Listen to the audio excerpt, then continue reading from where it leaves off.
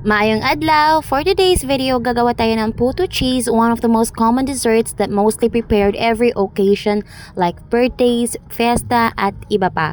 Matagal na akong gumagawa ng puto cheese, not just puto cheese but I also cook any desserts. Ngayon lang ako nakapag-video dahil nga tahimik at peaceful ang paligid ko.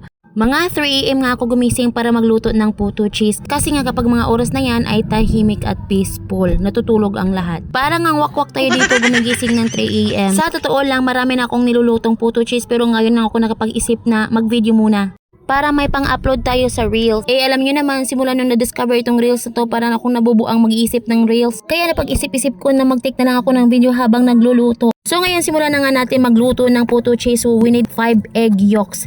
Add 1 cup of white sugar, then mix it using the wire whisk and add the 1/4 cup of oil.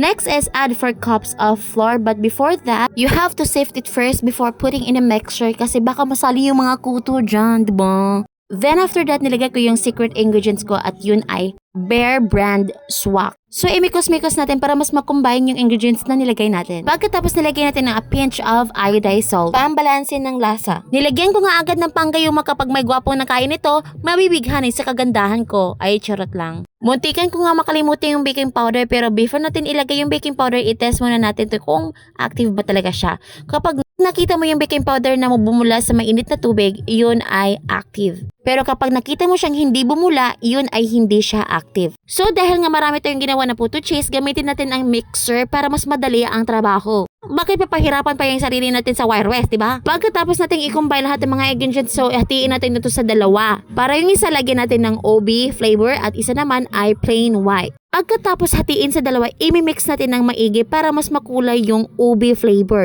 Nimulan ko na nga lahat lagyan ng puto cheese molder para maisalang ko na kasi maaga pa natin i-deliver ito sa customer natin. And here's the result. Thank you for watching. Okay, bye!